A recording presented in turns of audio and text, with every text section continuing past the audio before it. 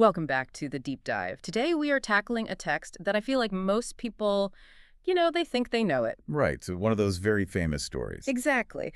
But when you actually sit down and read the text, specifically John chapter 2, it feels like a study in absolute whiplash. That is probably the most accurate way to describe it. It really is a narrative collision. I mean, think about it. We have these two distinct scenes right back to back.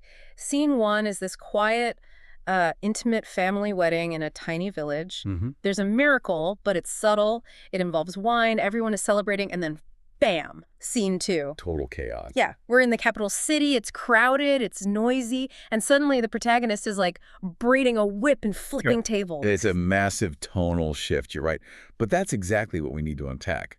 Why did the author, John, bolt these two events together? Right. We're looking at the wedding at Cana, then the cleansing of the temple, and then this really interesting, almost dark psychological footnote at the end. So when you view them as a single unit, you get a much more complex picture of how Jesus' identity is being established. Exactly. It's not just gentle teacher, and it's not just angry revolutionary. It's something way more nuanced. Okay, so let's get into the text. We start with a very specific timestamp. The third day. And we are in Cana of Galilee. Why does the timeline matter here? Well, the third day isn't just a calendar note. If you look at the chapter before this, John is counting off days almost like a diary. Oh, interesting. Day 1, John the Baptist. Day 2, the first disciples. Now, the third day. It creates this sense of a breathless chronological journal. We are moving fast. And we're not in a major city? No. Geographically, we are in the sticks. Cana is a small village. It's not a power center. So we're in the middle of nowhere, essentially. And the vibe is intimate. It's a wedding. The text places Jesus there, his disciples, and his mother. It feels like a standard community thing. Until, of course, the logistics fail. The text says simply, the wine ran out. Now, to us, that sounds like, oh, bummer, guess we'll have to switch to water. But in this context, that's not just an inconvenience, is it? No, absolutely not. You have to understand the honor and shame culture of the ancient Near East. Hospitality wasn't just, being polite. It was a currency. And a wedding feast wasn't just a few hours. No, it could last a week. Yeah. The groom and his family were totally responsible for providing everything. So if the taps run dry on day 3... It is a catastrophe. Yeah. I mean, a real catastrophe. If you ran out of wine, you were just a bad party planner. You were bringing lasting shame on your family. Wow. It could literally lead to lawsuits. It's a social stain that sticks. People would remember, oh, that's the family that couldn't provide. So the pressure is immense. And this is where the dynamic between Jesus and his mother gets really interesting. She sees the disaster coming. She must, Anne. And she goes straight to him. They have no wine. She doesn't ask a question. She just states the fact. She clearly expects him to fix it. She's tossing the ball in his court, for sure. She knows who he is. But his return volley is, well, it's pretty sharp. Yeah. He says, woman, what does this have to do with me? My hour has not yet come. Okay, we have to pause there. Because if I called my mother woman, the conversation and possibly my life would end right there. Right. It sounds incredibly cold. Is that just a translation thing, or is he being dismissive? It's a bit of a cultural gap. Woman in the Greek Yanai was actually a polite form of address back then. Think of it like saying ma'am or lady. So it's respectful, but it's still not mother. Exactly. You're right to sense a distance. He's drawing a boundary. But the real meat of it is the second part. My hour has not yet come. That phrase, my hour, it sounds ominous, like he's looking at a clock that nobody else can see. Precisely. In John's Gospel, the hour almost always refers to his ultimate destiny, his death and glorification on the cross. So he's saying... He's essentially saying, you're asking for a party favor, but I'm operating on a divine timeline for my revelation to the world. He's separating his role as her son from his role as the Messiah. I don't work on your schedule. That's... And yet, and this is the part that always gets me, his mom just completely ignores the theological pushback. She does. It's amazing. She doesn't argue. She doesn't get offended. She just turns to the servants and drops this legendary line. Whatever he says to you, do it. She bypasses the no entirely. It's a total power move. She trusts his nature more than his words in that moment. That's a great way to put it. And that sets the stage for the mechanics of the miracle. And I think we should slow down here because the text gives us very specific details about the props in this scene. Right, the pots. It says there were 6 water pots made of stone just sitting there. And it explicitly says they were for the manner of purification of the Jews. So these aren't wine barrels. No, they're basically, what, sinks? In a way. Yeah. But the material is what matters. Stone. In Jewish law, earthenware clay can become ritually impure. If a clay pot gets contaminated, you have to smash it. It's done. Okay. But stone doesn't absorb impurity. It can be washed and reused. These are high-value vessels used for ritual, washing hands, cups, that sort of thing. They represent the established religious structure. Yeah. The law. Permanence. So they represent the old way of doing things, and they are huge. The text says 20 to 30 gallons each. I did the rough math on this. We're talking about, what, 120 to 180 gallons of liquid. It's an obscene amount of alcohol for a village wedding. That's like 600 to 900 bottles of wine. It's not just enough. It's an over-the-top abundance.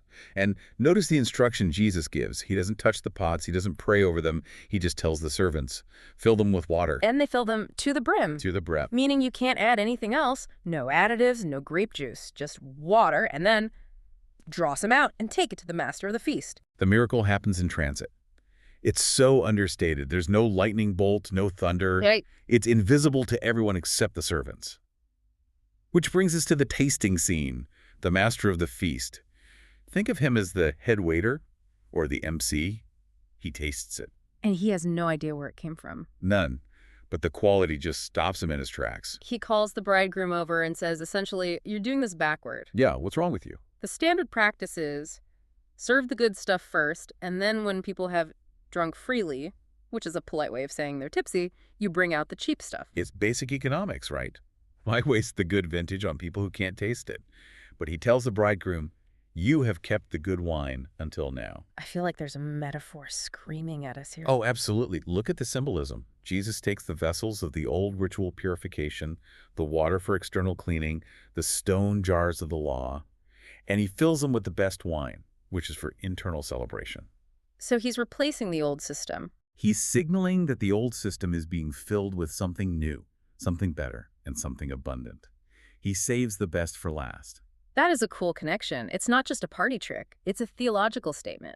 And the text wraps this up by calling it a sign. This beginning of signs Jesus did in Cana. Sign is John's favorite word for a miracle.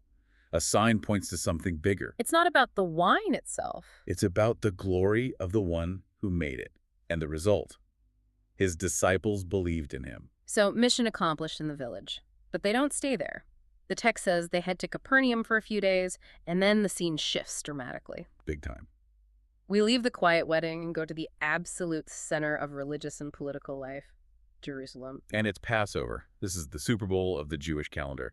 The city is just swelling with pilgrims. Everyone is converging on the temple. And Jesus walks into the temple complex, but he doesn't find a solemn prayer service. He finds a mall. Yeah, basically. The text lists the inventory: oxen, sheep, doves, and the sound must have been deafening. And imagine the smell. It's a barnyard inside a cathedral. But we have to be fair to the context here. This market wasn't just there for greed.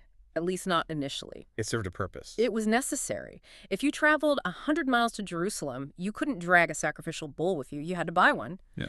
And you couldn't use Roman coins with Caesar's face on them to pay the temple tax. Idolatry. Right. So you needed money changers to swap your currency. So the system had a function. It was essential services. But clearly, Jesus sees something else. Because this is the only time in the Gospels where we see him construct a weapon. It's a striking detail, isn't it? When he had made a whip of cords, it implies he sat down and did it. He took the time to braid this thing. So this wasn't a flash of temper. No, it was premeditated action. And then he just unleashes. He drives them all out, the sheep, the oxen, goes to money changers, dumps their coins on the floor, and flips the tables. Just chaos. I mean, just visualize that for a second. The crashing of heavy tables, coins rolling everywhere, animals stampeding. He is single-handedly shutting down the economic engine of the temple. He is dismantling it. It's a violent disruption of the status quo. And notice who he speaks to. He turns to the guys selling doves, which were the poor person's sacrifice, and shouts, "Take these things away. Do not make my father's house a house of merchandise." My father's house. There it is again, just like at the wedding, my hour. He is claiming a unique personal authority over the most sacred space in the nation. He's not acting like a pilgrim. He's acting like the owner's son. He's claiming rights to the property. Exactly. And the disciples are watching this probably terrified, but the text says a light bulb goes off. They remember a scripture. Zeal for your house will consume me. So they see this intensity and connect it to the Psalms. Right. They realize it fits the profile. But the authorities, they aren't looking at scripture. They're looking at the damage. The text calls them the Jews, which usually means the leadership. And they come up to him and ask a very reasonable question, all things considered. They say, what sign do you show us, seeing that you do these things? Basically, let's see your badge. Who gave you the permit to wreck this market? Yeah, it is a reasonable demand. You can't just walk into the Vatican and start smashing furniture without someone asking for your credentials. They want a sign to prove his authority. Just like the wine was a sign at Cana, they want proof. And Jesus gives them, well, he gives them a riddle. He says, destroy this temple, and in 3 days I will raise it up. Now you have to put yourself in their sandals. They're standing in the second temple. This place is a marvel of the ancient world. Herod the Great had been expanding it for decades. Right. It was made of massive stones. Some of them weighed hundreds of tons. It was covered in gold. It was the absolute pride of the nation. And they point that out. They look at him like he's insane. They say, it has taken 46 years to build this temple, and will you raise it up in 3 days? They are thinking about architecture. He's thinking about something else entirely. They're thinking bricks and mortar. But the text clarifies it for us, the readers. But he was speaking concerning the temple of his body. This is a radical shift. Yeah. He's essentially saying, you think this building is where God meets humanity. No, I am where God meets humanity. A total replacement. Just like the wine replaced the ritual water, his body replaces the stone temple. He is relocating the presence of God from a place to a person. And the irony is, by asking for a sign, they are setting up the ultimate sign, his death and resurrection. But here is what I find so relatable about this passage. The disciples, they didn't get it either, not in the moment. No, they were just as confused as the authorities. The text explicitly says, therefore, when he was raised from the dead, his disciples remembered that he had said this to them. It took the resurrection to crack the code. That's a fascinating insight into how faith works in this text. It's retrospective. The disciples are walking around with pieces of a puzzle that just won't fit together until the very end. They trust him, but they don't fully understand him yet. Not at all.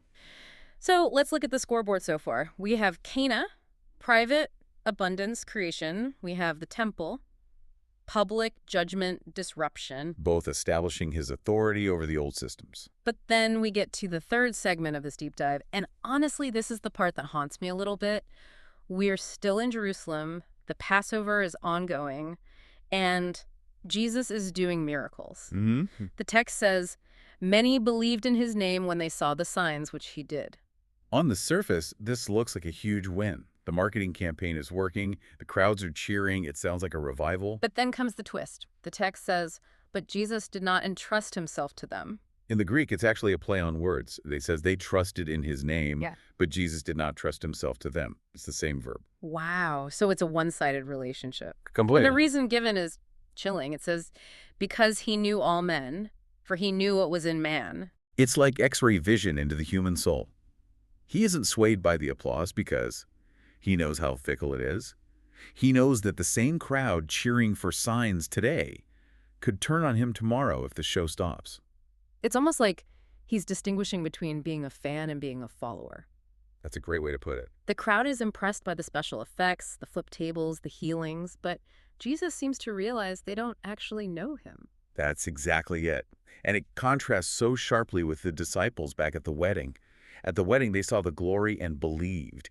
Here, the crowd see the signs and believe. But Jesus rejects their belief. It's a warning. It warns us that not all faith is created equal. There is a superficial faith based on spectacle, and Jesus doesn't trust it. That is a heavy thought. He knows what's in us. He knows the difference between excitement and commitment. He isn't fooled by the numbers. Exactly. He provides the wine, he cleanses the temple, but he also reads the heart. He's not looking for a fan club. He knows human nature is unstable. So, pulling this all together, Chapter 2 gives us this incredible spectrum.